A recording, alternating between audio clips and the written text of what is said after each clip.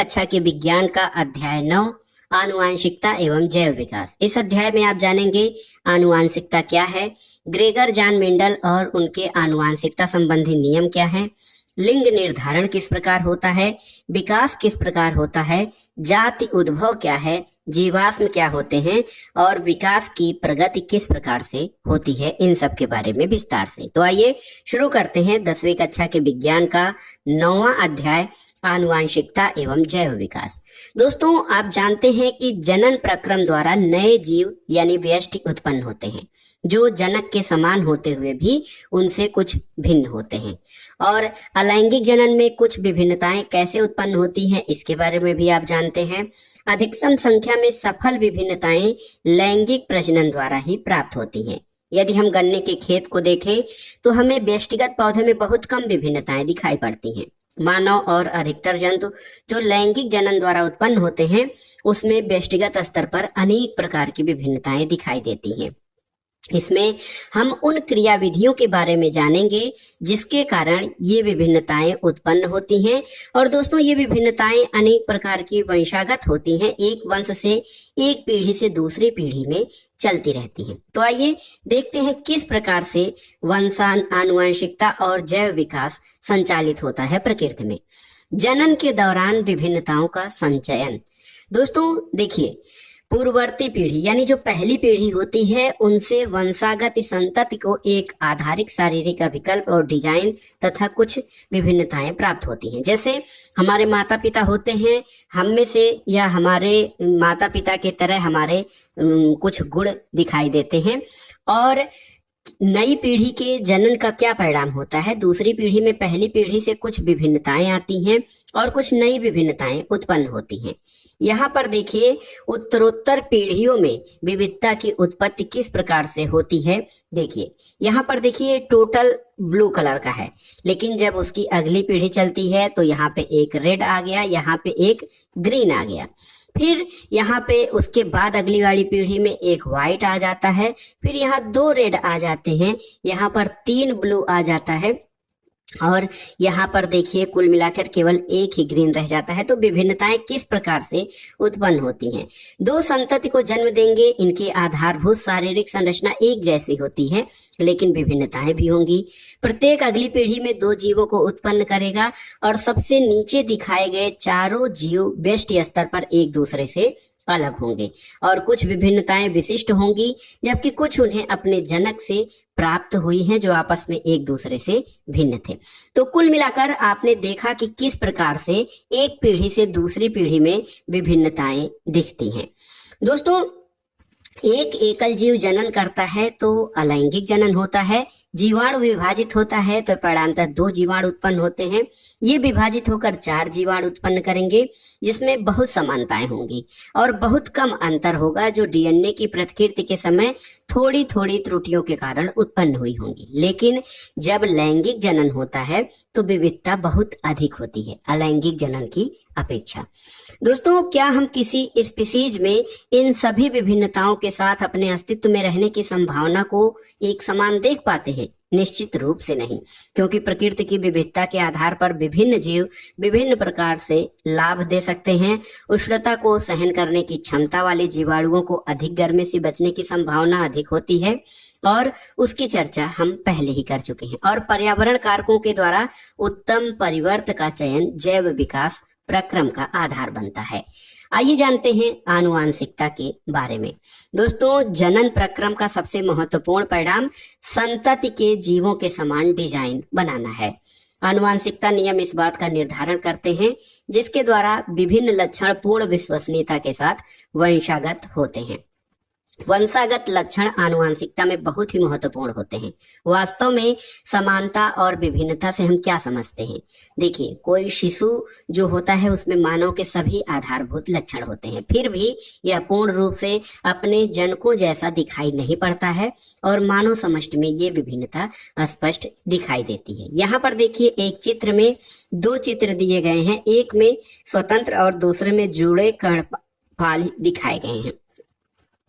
लक्षणों की वंशागति का नियम। दोस्तों, लक्षणों का वंशागति का नियम जो है वो ग्रेगर जान मेंडल ने दिया है मेंडल के बारे में थोड़ा सा जान लेते हैं। दोस्तों, ग्रेगर जॉन मेंडल 1822 में इनका जन्म हुआ और 1884 में इनकी मृत्यु हुई। इनकी प्रारंभिक शिक्षा एक गिरजाघर में हुई। वह विज्ञान और गणित के अध्ययन के लिए वियना विश्वविद्यालय गए। अध्यापन के लिए सर्टिफिकेट की परीक्षा में असफल होना उनकी वैज्ञानिक खोज की प्रवृत्ति को दबा नहीं सका। वह अपने मॉन्टेसरी में वापस आ गए और मटर पर प्रयोग करना आरंभ किया।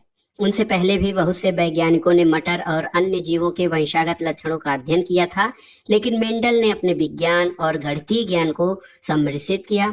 वह पहले वैज्ञानिक थे जिन्होंने प्रत्येक पीढ़ी के एक एक पौधे द्वारा प्रदर्शित लक्षणों का रिकॉर्ड रखा और गणना की। इससे उन्हें वंशागत नियमों के प्रतिपादन में सहायता मिली, जिसकी मुख्य पाठ में हम चर्चा करेंगे। दोस्तों, ग्रेगर जॉन मेंडल को आनुवांशिकता का जनक कहा जाता है। उनके द्वारा जो प्रतिपादित नियम हैं उनको आनुवांशिकता के नियम कहते हैं।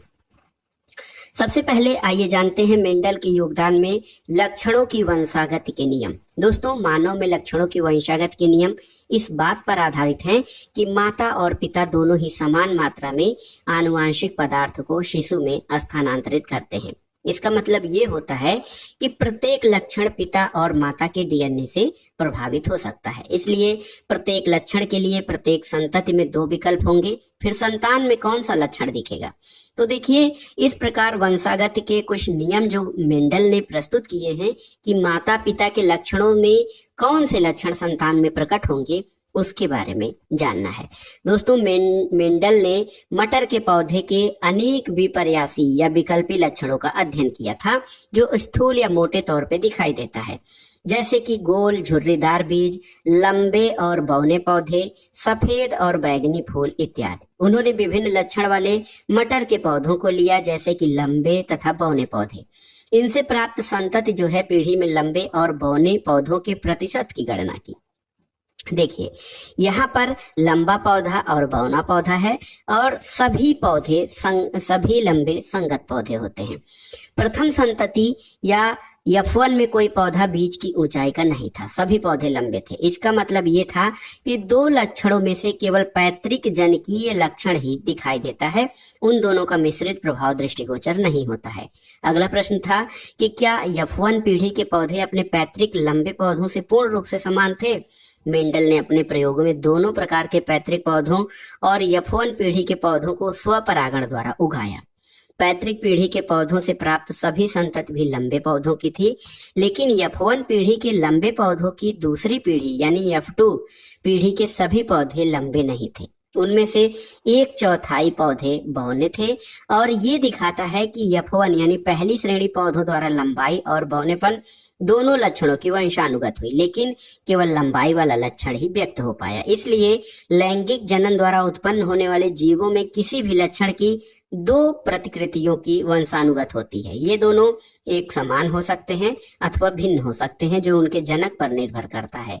इस परिकल्पना के आधार पर वंशानुगत का नियम तैयार किया गया। देखिए, पहली श्रेणी में आपने देखा कि एक लंबे पौधे और एक बौने पौधे का जब क्रॉस कराया जाता है तो सभी पौधे लंबे होते हैं पहली पीढ़ी में। फिर होता यह है कि लंबे पौधे और लंबे पौधे का जब स्वपरागण कराया जाता है तो 1/4 पौधे छोटे होते हैं और 3/4 लंबे होते हैं। दोस्तों, यहाँ पर देखिए दिखता ये है कि कैपिटल टी यानी बड़े और टी और टी स्मॉल दोनों ही लंबे पौधे हैं, जबकि केवल टी बौने पौधे हैं। दूसरे शब्दों में कैपिटल टी की प्रति एक ही पौधे के लंबा बनाने के लिए पर्याप्त है, जबकि बौनेपन के लिए दोनों प्रतियां होनी चाहिए। देखिए, कुछ मिलाकर कैपिटल टी लक्षण या बड़ा जो मटर का पौधा है उसका लक्षण प्रभावी लक्षण कहलाता है, जो कि लक्षण स्मॉल टी की तरह व्यवहार करते हैं, जो उन्हें अप्रभावी कहते हैं। जब मटर के पौधों में एक विकल्पी जोड़े के स्थान पर 2 विकल्पी जोड़ों का अध्ययन के लिए संकरण कराया जाए, गोल बीज वाले लंबे पौधों का यदि झुर्रीदार वाले बीज वाले पौधों से संकरण कराया जाए तो पीढ़ी या प्राप्त संतति कैसी होगी? तो F1 पीढ़ी के सभी पौधे लंबे और गोल बीज वाले होंगे, इसलिए लंबाई तथा गोल बीज प्रभावी लक्षण होता है। जो लक्षण पहली पीढ़ी में दृष्टिगोचर होता है वो प्रभावी लक्षण होता है, लेकिन अप्रभावी लक्षण भी कहीं न कहीं छुपा होता है, वो उसके अगली पीढ़ी में दिखाई देता है। ये लक्षण अपने आप को किस प्रकार व्यक्त करते हैं? दोस्तों, आनुवांशिकता का कार्यविधि अलग होती है। कोशिका के डीएनए में प्रोटीन संश्लेषण के लिए एक सूचना स्रोत होता है। डीएनए का वह भाग जिसमें किसी प्रोटीन संश्लेषण के लिए सूचना होती है, उस प्रोटीन का जीन कहलाता है। प्रोटीन विभिन्न लक्षणों की अभिव्यक्ति को किस प्रकार नियंत्रित करती है? देखिए, पौधों की लंबाई का एक लक्षण जब हम लेते हैं तो पौधों में कुछ हार्मोन होते हैं जो लंबाई का नियंत्रण करते हैं। इसलिए किसी पौधे की लंबाई पौधों में उपस्थित उस हार्मोन की मात्रा पर निर्भर करती है। पौधों के हार्मोन की मात्रा उस प्रक्रम की दक्षता पर निर्भर करेगी जिसके द्वारा वह उत्पादित होता है, और इस प्रक्रिया में एंजाइम बहुत ही महत्वपूर्ण होते हैं। यदि यह एंजाइम दक्षता से कार्य करेगा तो हार्मोन पर्याप्त मात्रा में बनेगा, पौधा लंबा होगा। यदि इस प्रोटीन में जीन में कुछ परिवर्तन आता है तो बनने वाले प्रोटीन की दक्षता पर प्रभाव पड़ेगा और वह कम दक्ष होगी। इसलिए बनने वाले हार्मोन की मात्रा भी कम होगी और पौधा बौना होगा। इसलिए जीन लक्षणों को नियंत्रित करते हैं। आप जानते हैं कि किसी भी एक पीढ़ी से दूसरे पीढ़ी में जो जीन होते हैं दोस्तों, ये लक्षणों को नियंत्रित करते हैं। दोस्तों, एक प्रकार से देखा जाए तो यदि दोनों जनक संतति के लक्षण का निर्धारण में सहायता करते हैं तो दोनों जनक एक ही जीन की प्रतिकृति संतति प्रदान करते हैं। मटर के प्रत्येक पौधे में सभी जीन के दो दो सेट होंगे। प्रत्येक जनक से एक सेट की वंशानुगत होती है और इस तरीकों को सफल करने के लिए प्रत्येक जनन कोशिका में जीन का केवल एक ही सेट होगा। सामान्य कायिक कोशिका में जीन के सेट की दो प्रतियां या कॉपी होती हैं। फिर इससे जनक कोशिका में इसका एक सेट कैसे बनता है? तो देखिए, यदि संतति पौधे को जनक पौधे से पूर्ण जीनों का पूर्ण सेट प्राप्त होता है और ये प्रयोग सफल नहीं हो सकता। इसका मुख्य कारण है कि दो लक्षण R और Y सेट में एक दूसरे से संलग्न रहेंगे और स्वतंत्र रूप से आहरित नहीं हो सकते। इसे एक तथ्य के आधार पर समझा जा सकता है कि वास्तव में देखा जाए तो एक जीन सेट केवल एक डीएनए श्रृंखला के रूप में न होकर डीएनए के अलग अलग स्वतंत्र रूप में होते हैं और ये प्रत्येक एक गुणसूत्र कहलाता है।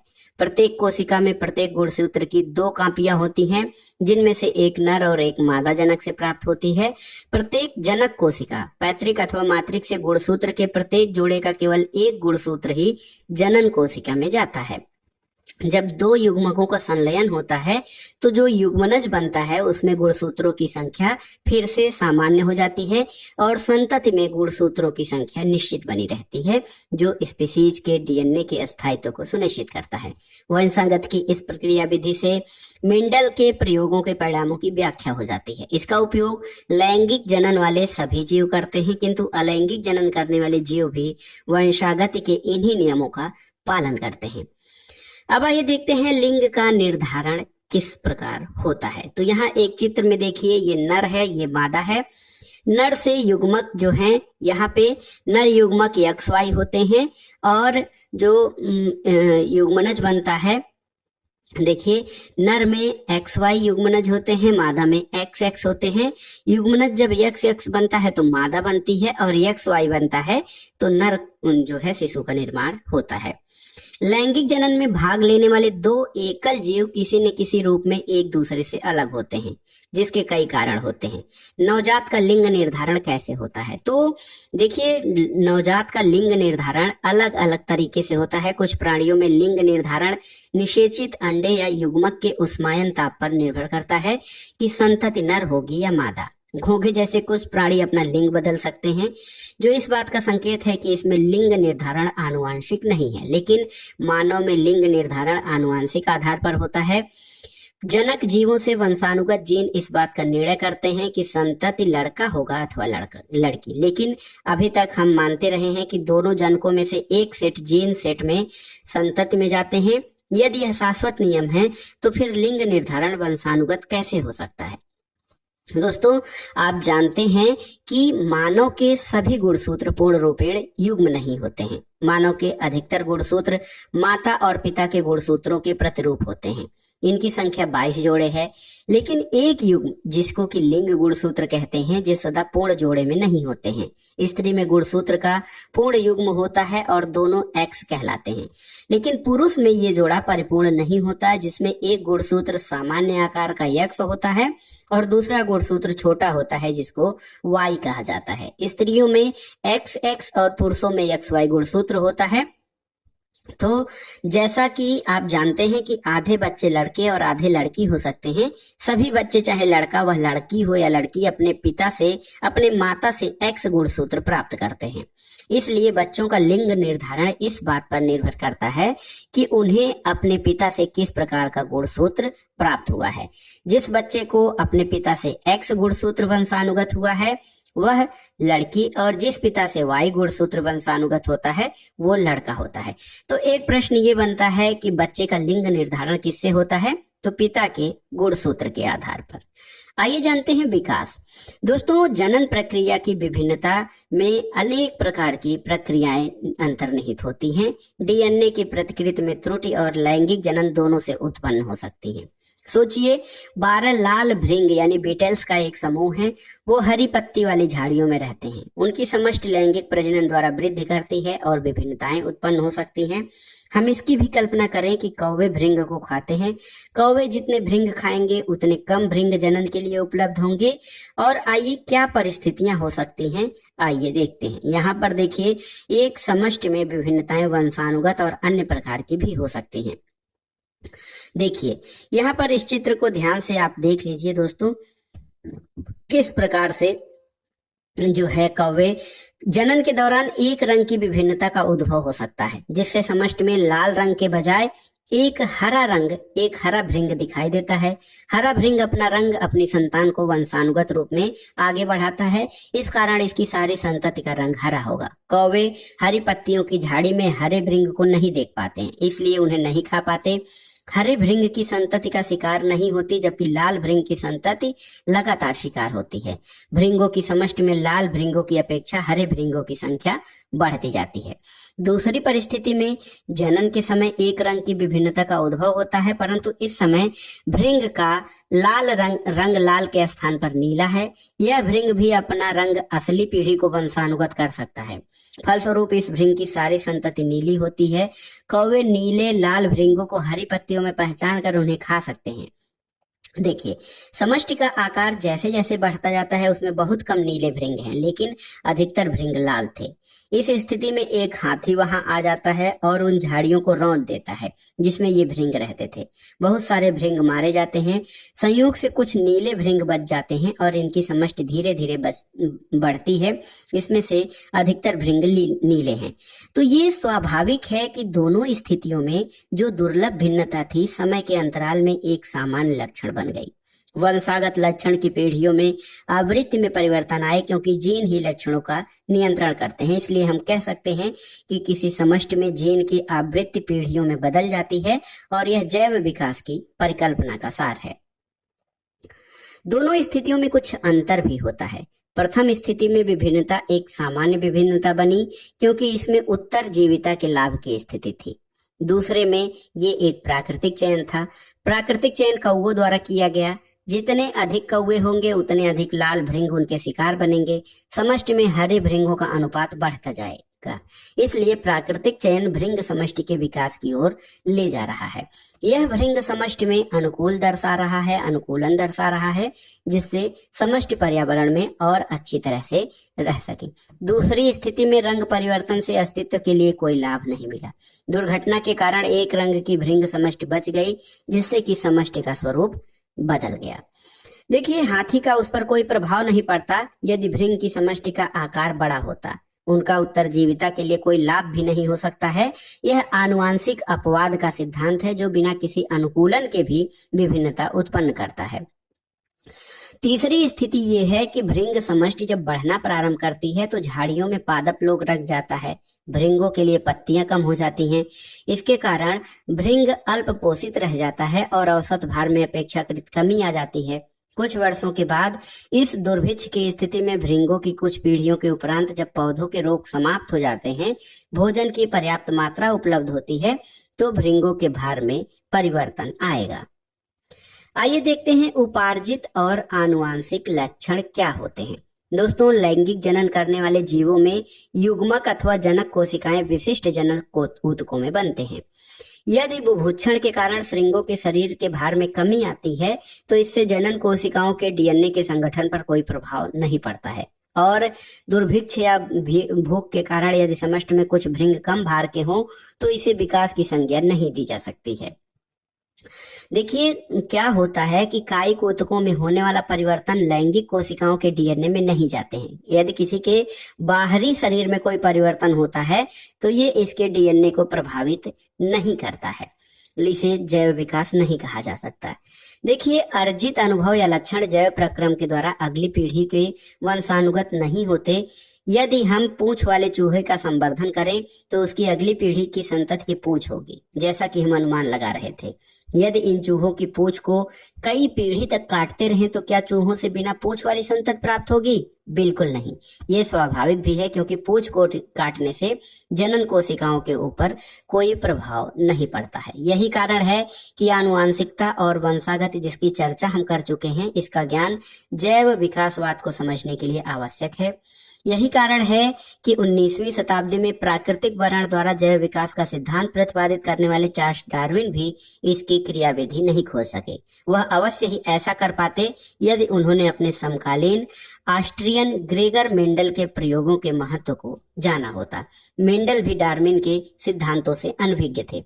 चार्ल्स डार्विन 1809 से 1882। दोस्तों, चार्ल्स डार्विन जब 22 वर्ष के थे उन्होंने साहसिक समुद्री यात्रा की। 5 वर्षों में उन्होंने दक्षिण अमेरिका और इसके विभिन्न द्वीपों की यात्रा की। इस यात्रा का उद्देश्य पृथ्वी पर जैव विविधता के स्वरूप को समझना था। उनकी इस यात्रा ने जैव विविधता के विषय में उस समय व्याप्त दृष्टिकोण को सदा के लिए बदल दिया। इंग्लैंड वापस आने के बाद वह पुनः किसी और यात्रा पर नहीं गए। वह घर पर ही रहे और उन्होंने अनेक प्रयोग किए जिसके आधार पर उन्होंने अपने प्राकृतिक वर्ण द्वारा जैव विकास के अपने सिद्धांत की परिकल्पना की। वह यह नहीं जानते थे कि किस विधि द्वारा स्पीशीज या जातियों में विभिन्नताएं आती हैं।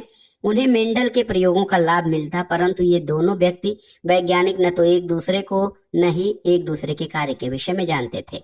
हम डार्विन के केवल जैव विकासवाद के कारण ही जानते हैं, लेकिन वह एक प्रकृति शास्त्री भी थे और उनका शोध भूमि की उर्वरता बढ़ाने में केंचुओं की भूमिका के विषय में था। पृथ्वी पर जीवन की उत्पत्ति के बारे में जानते हैं। बहुत ही रोचक है और बहुत ही महत्वपूर्ण। डार्विन के सिद्धांत हमें ये बताते हैं पृथ्वी पर सरल जीवों से जटिल जीव वाले जीवों का विकास हुआ है। मेंडल के प्रयोगों से हमें एक पीढ़ी से दूसरी पीढ़ी में लक्षणों के वंशागत की कार्यविधि का पता चला, लेकिन दोनों ही ये बताने में असमर्थ रहे कि पृथ्वी पर जीवन की उत्पत्ति कैसे हुई। एक ब्रिटिश वैज्ञानिक जेबीएस हाल्डेन, जो बाद में भारत के नागरिक हो गए थे, 1929 में उन्होंने ये सुझाव दिया कि जीवों की सर्वप्रथम उत्पत्ति उन सरल अकार्बनिक अणुओं से हुई होगी जो पृथ्वी की उत्पत्ति के समय बने थे। उन्होंने कल्पना की कि पृथ्वी पर उस समय का वातावरण पृथ्वी के वर्तमान वातावरण से बहुत अलग था। इस प्राथमिक वातावरण में कुछ जटिल कार्बनिक अणुओं का संश्लेषण हुआ जो जीवन के लिए आवश्यक थे। सर्वप्रथम प्राथमिक जीव अन्य रासायनिक संश्लेषण द्वारा उत्पन्न हुए होंगे। यह कार्बनिक अणु किस प्रकार उत्पन्न हुए, इसके उत्तर की परिकल्पना स्टैनले एल मिलर और हेराल्ड सी उरे द्वारा 1953 में किए गए प्रयोगों के आधार पर की जा सकती है। उन्होंने कृत्रिम रूप से ऐसे वातावरण का निर्माण किया जो संभवतः प्राथमिक प्राचीन वातावरण के समान था। इसमें अमोनिया, मीथेन और हाइड्रोजन सल्फाइड के अणु थे, लेकिन ऑक्सीजन के नहीं। पात्र में जल भी था। इसे 100 डिग्री सेल्सियस से कुछ कम ताप पर रखा गया। गैसों के मिश्रण में चिंगारियां उत्पन्न की गईं, जैसे आकाश में बिजली।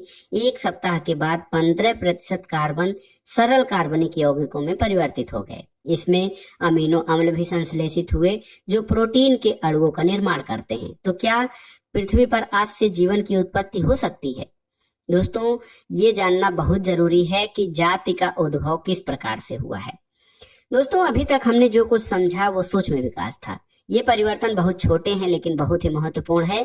फिर भी ये विशिष्ट स्पीशीज की समष्टि को सामान्य लक्षणों में परिवर्तन लाते हैं। इससे ये नहीं समझा जा सकता कि नई जाति का उद्भव किस प्रकार होता है। जबकि भृंगों का जो समूह जिसकी हम चर्चा कर रहे हैं विभिन्न समष्टियों में बट जाए, जो आपस में जनन करने में असमर्थ हो, तो ये स्थिति उत्पन्न हो जाती है। तब हम उन्हें दो स्वतंत्र स्पीसीज कह सकते हैं। सोचिए अगर जो क्या होगा कि वे झाड़ियां जिन पर भृंग भोजन के लिए निर्भर करते हैं, एक परिवर्तन श्रृंखला के बाद बृहद क्षेत्र में फैल जाए। इससे समष्टि का आकार भी बढ़ जाएगा, लेकिन व्यष्ट भृंग अपने भोजन के लिए जीवन भर अपने आसपास की कुछ झाड़ियों पर भी निर्भर करते हैं।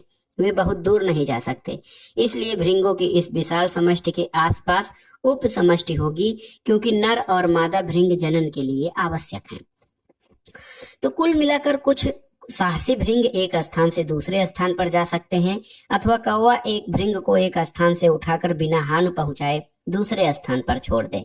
तो ऐसी स्थिति में अप्रवासी भृंग जीन जो होगा नई समष्टि में प्रविष्ट हो जाएंगे, और एक स्थिति ऐसी होगी कि दोनों के बीच जो है जीन प्रवाह का स्तर कम हो जाएगा। उत्तरोत्तर या आगे आने वाली पीढ़ियों में आनुवांशिक विचलन के प्रत्येक उपसमष्टि में विभिन्न परिवर्तनों का संग्रहण हो जाएगा, और भौगोलिक रूप से अलग होकर इन समष्टियों में प्राकृतिक चयन का तरीका भी अलग होगा। इसलिए उदाहरण के लिए एक उप समष्टि की सीमा में उकाब या चील द्वारा कौवे समाप्त हो सकते हैं, लेकिन दूसरी समष्टि में यह घटना वहां पर होती है देखा जाए जहां पर कौवों की संख्या बहुत अधिक है। तो पहले स्थान पर भृंगों का हरा रंग प्राकृतिक चयन नहीं होगा, जबकि दूसरे स्थान पर इसका चयन होगा।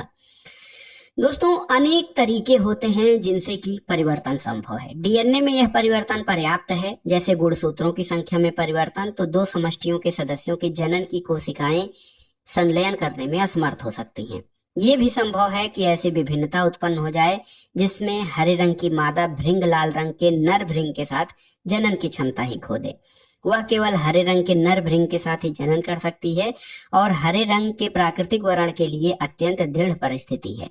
ऐसी हरी मादा भृंग भी दूसरे समूह के लाल नर से मिलती है, तो उसका व्यवहार ऐसा होगा कि जनन न हो। इससे भृंगों की नई स्पीसीज का उद्भव होता है। आइए जानते हैं दोस्तों विकास का वर्गीकरण क्या है। तो हम अपने चारों ओर पाई जाने वाली विभिन्न प्रजातियों के बीच विकास का संबंध स्थापित कर सकते हैं। वह एक प्रकार से समय घड़ी में पीछे जाना है। देखिए विभिन्न जीवों के मध्य समानताएं हमें उन जीवों को एक समूह में रखने फिर उनका अध्ययन का अवसर प्रदान करती हैं। कौन सा लक्षण जीवों के मध्य आधारभूत विभिन्नताओं का निर्णय करता है, कौन सा कम महत्वपूर्ण अंतरों का निर्णय लेता है। अभिलक्षण क्या है? तो बाह्य आकृति अथवा व्यवहार का विवरण किसी भी जीव का अभिलक्षण कहलाता है। विशेष स्वरूप अथवा विशेष प्रकार अभिलक्षण कहलाता है। हमारे 4 पाद होते हैं, यह एक अभिलक्षण है। पौधों में प्रकाश संश्लेषण होता है, यह भी एक अभिलक्षण है। कुछ आधारभूत अभिलक्षण कई जीवों में एक समान होते हैं। कोशिका सभी जीवों की आधारभूत इकाई होती है, लेकिन देखिए अधिकतर जीवों में वर्गीकरण के स्तर पर कोई अभिलक्षण अधिकतर जीवों में समान हो सकते हैं, लेकिन सभी जीवों में नहीं होते हैं। कोशिका के अभिकल्प का आधारभूत अभिलक्षण एक कोशिका में केंद्रक का होना या न होना है, जो विभिन्न जीवों में अलग अलग हो सकता है। आप जानते हैं जीवाणु कोशिका में केंद्रक नहीं होता, जबकि अधिकतर दूसरे जीवों की कोशिकाओं में केंद्रक पाया जाता है। केंद्रक युक्त कोशिका वाले जीवों के एक कोशिकीय अथवा बहुकोशिकीय होने का गुण शारीरिक अभिकल्प के एक आधारभूत अंतर दर्शाता है, जो कोशिकाओं और उनके ऊतकों के विशिष्टीकरण के कारण होता है। बहुकोशिकीय जीवों में प्रकाश संश्लेषण का होना या न होना वर्गीकरण का अगला स्तर है। तो जो हरे पौधे हैं उनमें प्रकाश संश्लेषण होता है, और हरे पौधे के अलावा जो है उनमें प्रकाश संश्लेषण नहीं होता है।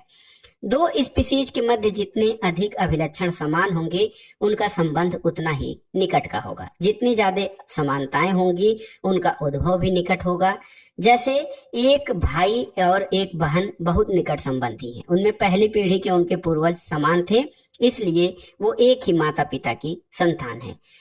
दोस्तों स्पीसीज के ऐसे समूह का हम निर्माण कर सकते हैं जिनके पूर्वज निकट अतीत में समान थे। इसके बाद इन समूहों का एक बड़ा समूह बनाएंगे। पूर्वज अपेक्षाकृत अधिक दूर के हों तो सैद्धांतिक रूप से इस प्रकार अतीत की कड़ियों का निर्माण करते हुए हम विकास की प्रारंभिक स्थिति तक पहुंच सकते हैं। आइए देखते हैं विकासीय संबंध कैसे खोजा जाए। दोस्तों, समान अभिलक्षणों की पहचान जब हम करते हैं तो विभिन्न जीवों में यह अभिलक्षण समान होंगे, क्योंकि वे समान जनक से वंशानुगत हुए हैं। और इस वास्तविकता को लेते हैं कि पक्षियों, सरीसृप और जल स्थलचर यानी उभयचरों की भांति ही स्तनधारियों के 4 पैर होते हैं। सभी के पादों की आधारभूत संरचना एक समान होती है, फिर भी विभिन्न कशेरुकों में भिन्न भिन्न कार्य करने के लिए इनका रूपांतरण हुआ है। पाद की आधारभूत संरचना भी एक समान है। ऐसे समजात अभिलक्षण से भिन्न दिखाई देने वाली लेकिन स्पीशीज के बीच विकासी संबंध की पहचान करने में सहायता मिली है। चमगादड़ के चमगादड़ और पक्षी के पंखों में देखिए किस तरह से समानता पाई जाती है। किसी अंग की आकृति में समानता होने का एकमात्र कारण पूर्वज परंपरा नहीं है। चमगादड़ और पंछी के पंख के विषय में आप जानते हैं, पक्षी और चमगादड़ के पंख होते हैं लेकिन गिलहरी और छिपकली के नहीं। गिलहरी, पक्षी और चमगादड़ के बीच का संबंध गिलहरी अथवा छिपकली के अपेक्षा अधिक घनिष्ठ है। दोस्तों, पक्षी और चमगादड़ के पंखों की ओर बारीकी से देखना होगा। जब हम ऐसा करते हैं तो पता चलता है कि चमगादड़ के पंख मुख्यतः उसकी दीर्घित अंगुली के मध्य की त्वचा के फैलने से बना है, लेकिन पक्षी के पंख उसकी पूरी अग्रबाहु की त्वचा के फैलाव से बना है जो परों से ढकी रहती है। इसलिए 2 पंखों के अभिकल्प, उनकी संरचना और संगठकों में बहुत अंतर है। वे एक जैसे दिखाई देते हैं क्योंकि वे उड़ने के लिए इसका उपयोग करते हैं, लेकिन सभी की उत्पत्ति पूर्णतः समान नहीं है। इस कारण उन्हें समरूप अभिलक्षण बनता है, न कि समजात अभिलक्षण। देखिए, जीवाश्म किसे कहते हैं? फॉसिल्स जिनको कहते हैं। देखिए यहाँ पर जीवाश्म पेड़ का तना, जीवाश्म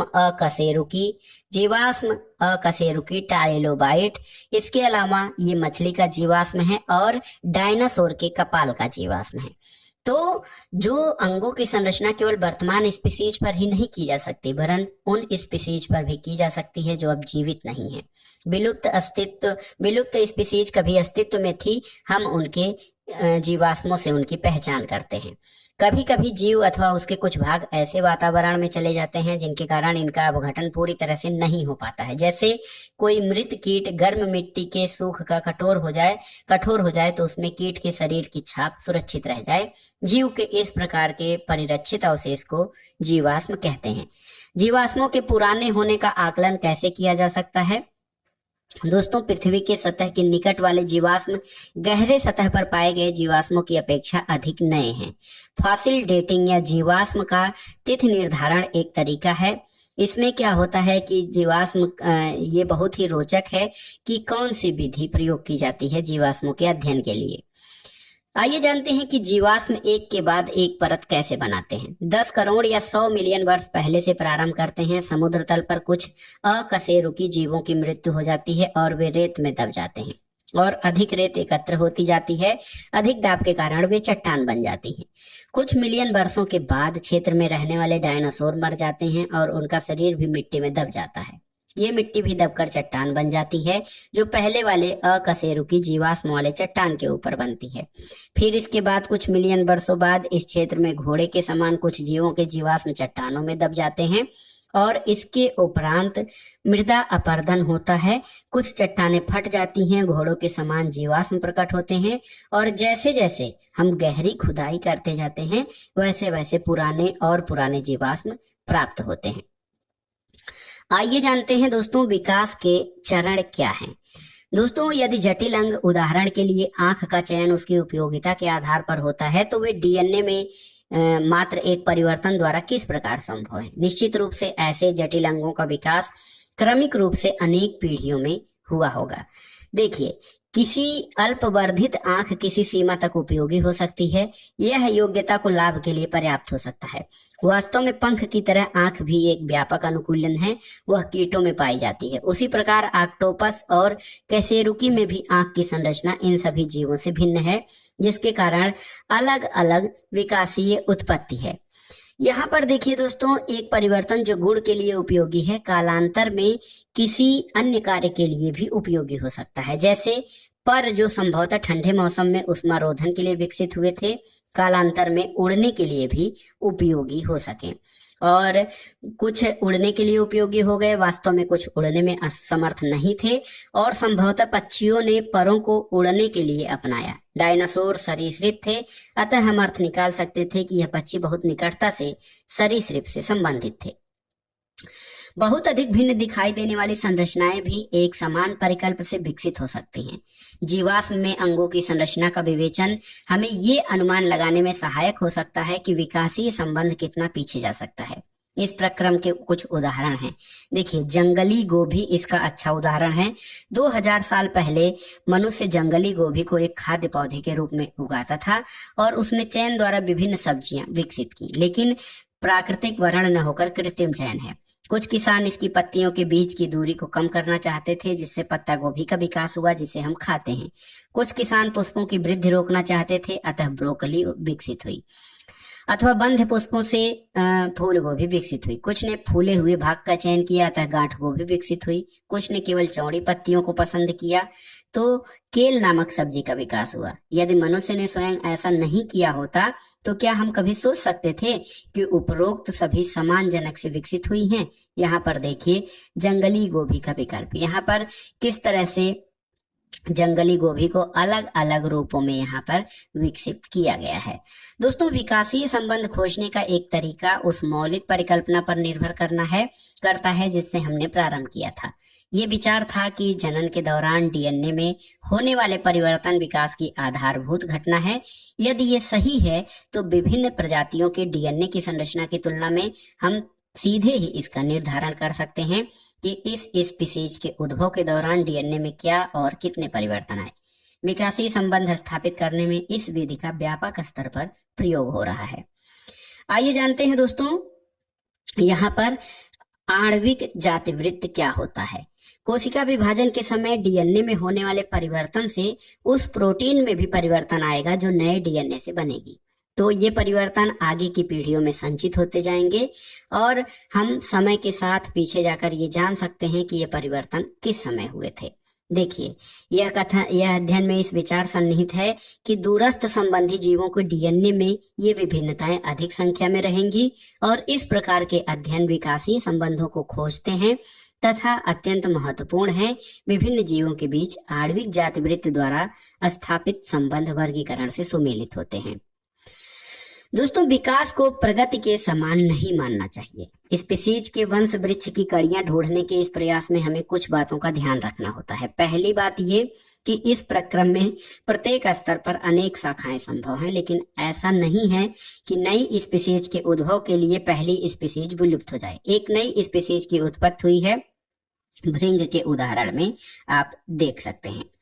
दोस्तों, नई स्पीसीज अपनी पूर्व स्पीसीज से उत्तम ही हो ये निश्चित नहीं है और वास्तव में जैव विकास के सिद्धांत का अर्थ कोई वास्तविक प्रगति नहीं है। विविधताओं की उत्पत्ति और प्राकृतिक चयन द्वारा उसमें स्वरूप देना मात्र ही विकास है और जैव विकास की प्रगति की कोई प्रवृत्ति दिखाई पड़ती है तो वह उस समय के साथ शारीरिक अभिकल्प की जटिलता में वृद्धि है, लेकिन इसका अर्थ है यह कदापि नहीं है कि प्राचीन अभिकल्प अदक्ष हैं। अनेक अति प्राचीन और सरल अभिकल्प आज भी अस्तित्व में हैं।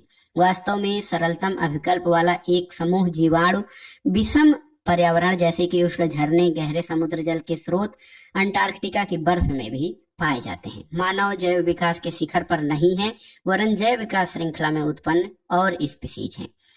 आइए मानव विकास के बारे में जानते हैं। मानव विकास के अध्ययन के लिए उन्हीं साधनों का उपयोग करते हैं जिनका जैव विकास के लिए किया था, जैसे उत्खनन, समय निर्धारण, जीवाश्म अध्ययन के साथ डीएनए अनुक्रम का निर्धारण मानव विकास के अध्ययन का साधन है।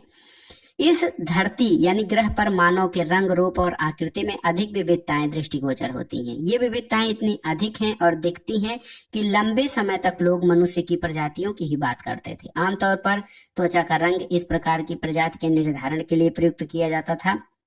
कुछ को पीला, कुछ को काला, सफेद या भूरा कहा जाता था। लंबे समय तक ये बहस चलती रही कि क्या इन्हीं आभासी समूहों का विकास अलग अलग हुआ है।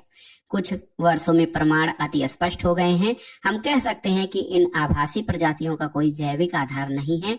सभी मानव एक ही स्पीसीज के सदस्य हैं। केवल यही नहीं कि हम पिछले कितने हजार वर्षों से कहाँ रह रहे हैं, बल्कि हम सभी जीवों का उद्भव अफ्रीका में हुआ है। आधुनिक मानव स्पीसीज होमो सैपियंस के सर्वप्रथम प्राचीनतम सदस्यों को वहीं पर खोजा जा सकता है। हमारे आनुवांशिक छाप को कालगर्त में अफ्रीकी मूल में ही खोजा जा सकता है। कुछ हजार साल पहले हमारे पूर्वजों ने अफ्रीका छोड़ दिया, जबकि कुछ वहीं रह गए, जबकि वहां के मूल निवासी पूरे अफ्रीका में फैल गए।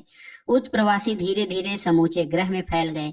अफ्रीका से पश्चिमी एशिया, वहां से मध्य एशिया, यूरेशिया, दक्षिणी एशिया और पूर्व एशिया। वहां से उन्होंने इंडोनेशिया के द्वीपों और फिलीपीन से ऑस्ट्रेलिया तक का सफर किया। वे बेरिंग लैंड ब्रिज को पार करके अमेरिका पहुंचे।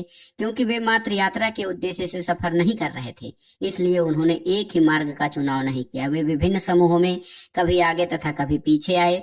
समूह कई बार परस्पर अलग हुए, कभी कभी अलग होकर विभिन्न दिशाओं में आगे बढ़े, जबकि कुछ वापस आकर परस्पर मिल गए। आने जाने का ये सिलसिला चलता रहा और इस ग्रह की अन्य स्पीसीज की तरह उनकी उत्पत्ति जैव विकास की एक घटना मात्र ही थी और वे अपना जीवन सर्वोत्तम तरीके से जीने का प्रयास कर रहे थे।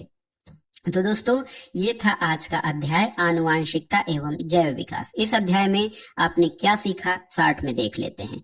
जनन के समय विभिन्नताएं वंशानुगत हो सकती हैं। इन विभिन्नताओं के कारण जीव की उत्तरजीविता में वृद्धि हो सकती है। लैंगिक जनन वाले जीवों में जो अभिलक्षण होते हैं, जीन के 2 प्रतिरूप होते हैं। इन प्रतिरूपों के एक समान न होने की स्थिति में जो अभिलक्षण व्यक्त होते हैं उसे प्रभावी लक्षण और अन्य को अप्रभावी लक्षण कहते हैं। विभिन्न लक्षण किसी जीव में स्वतंत्र रूप से वंशानुगत होते हैं। संतति में नए संयोग उत्पन्न होते हैं।